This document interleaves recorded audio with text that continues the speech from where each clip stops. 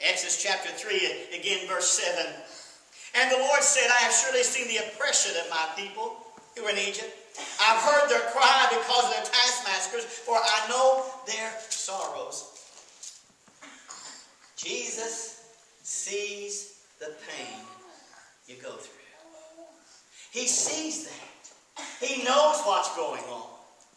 And that's why that He has His great hand and great arms of comfort to you and says, I know you're going through pain. I see it. I see it.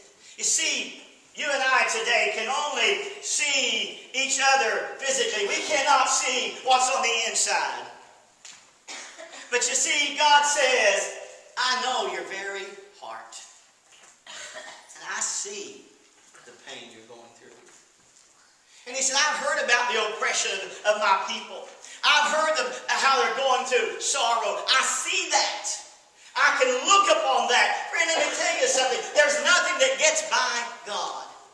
He knows it all. He sees it all. So she said, there's a man who told me everything. Man, I'm glad I met the master is what she's thinking. Because he told me everything that I've done, and now he's forgiving me of my sins. He told me everything. He's going to help me. You see, when you meet the master, he will hear your hurt. He will see your pain. But get this, and when I was reading, I thought about this, and I really, really love this part. Look at in Exodus chapter 3 again, and verse 17. And he said this, and I have said, I will bring you up out of the affliction of Egypt, to the land of the Canaanites, the Hittites, and the Amorites, and the Perizzites, and the Hivites, and the Jebusites, to the land flowing with milk and honey. When you meet the master, truly meet him, he will promise you deliverance from all your hurting, from all your sorrow, from all your pain, from all your agony, from all those things. Tell you what, I was thinking a moment ago, of course, I don't think it's in that white hymn book, because I started asking you to stand up and sing what a day that will be. You probably know it by heart anyway, but what a day that will be when my Jesus I shall see. And I understand. You say, yeah, when we get to heaven, He's going to deliver us from all those things. And yes, He is. But let me tell you something. Even here in our life, He delivers us from those things. If we'll just listen to Him. I'm glad this morning, someone said, not too long ago, and I think I told you this story before, but I'm not tell you the whole thing, but anyway, it's talking about some things happening. Said, what's God going to look at when He looks at your body when you get to heaven? Man, I'm glad when I get to heaven, I ain't going to have this one.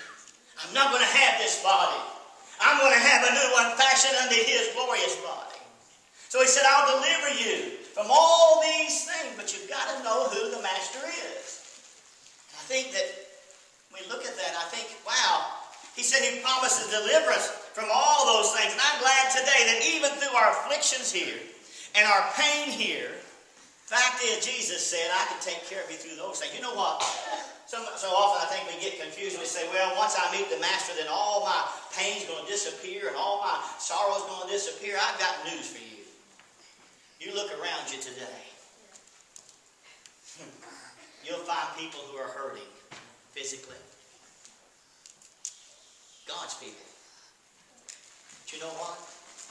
Jesus said, I'll not put on you more than you're able to bear. Sometimes we think that's kind of tough.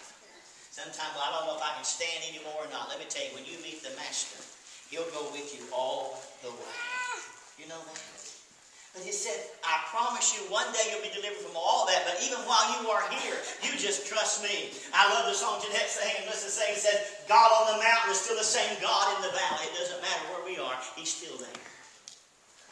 And then, I thought, wow, if He promises us that deliverance, then He ought to be able to encourage us at times. Over in Exodus chapter 10, we find this in verse 26. They're going through the ninth plague, the plague of darkness. And He said, our livestock also shall go with us. Not a hoof shall be left behind. For we must take some of them to serve the Lord our God. And we do not know what we must serve the Lord until we arrive there. With what we must serve the Lord until we arrive there. And I looked at it and I thought, wow, that's really encouraging to us. It should be. He encourages our faith because he said, even you're going to take everything with you. Not be anything left behind. But you're going to serve the Lord. We don't know what we're going to serve Him with until we get there. Folks, let me tell you, what is faith? Faith is the substance of things hoped for, the evidence of things not seen. That's right. I don't know about tomorrow, but I know who holds tomorrow. That's right. I don't know what's going to become of me, but I do know that I'll be with Jesus wherever He is.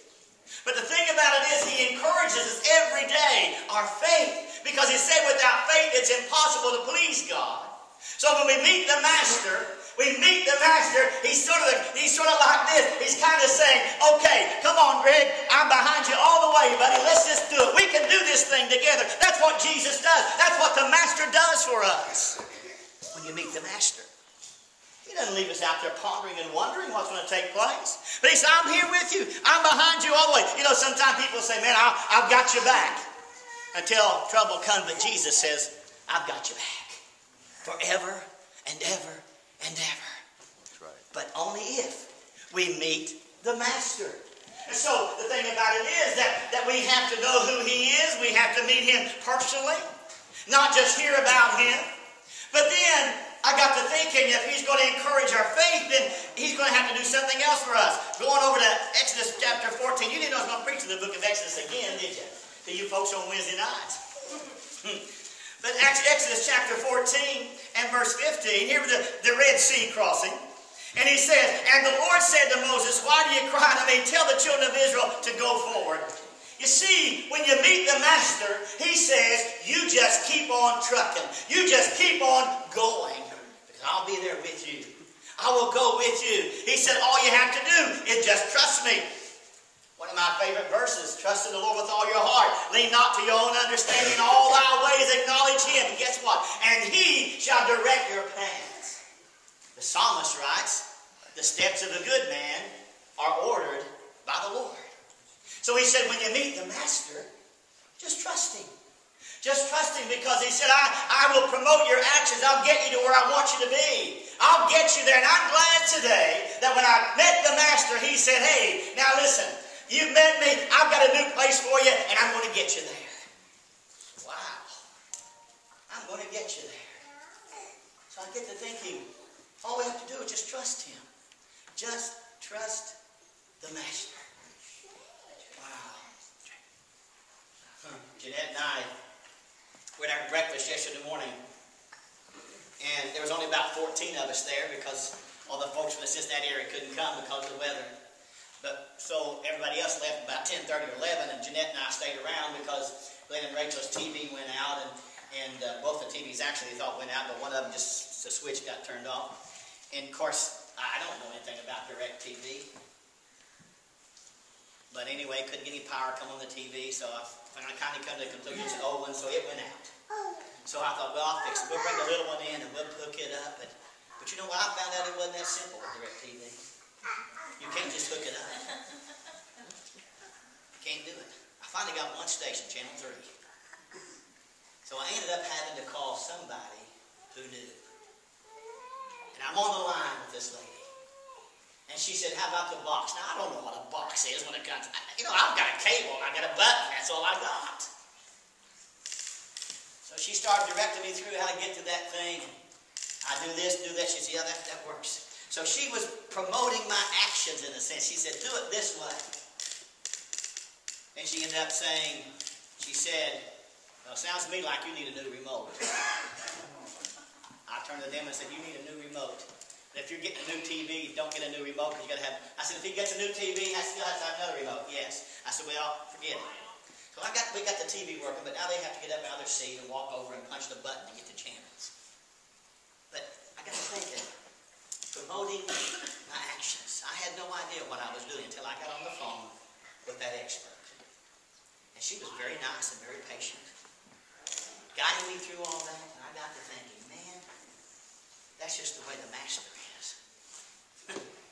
That's just the way He is. I don't know what's going to take place. But He said, I'll guide you through everything. You just trust. Wow. So finally I thought, wow. Go to Exodus chapter 14. And verse 29. Again, crossing that Red Sea.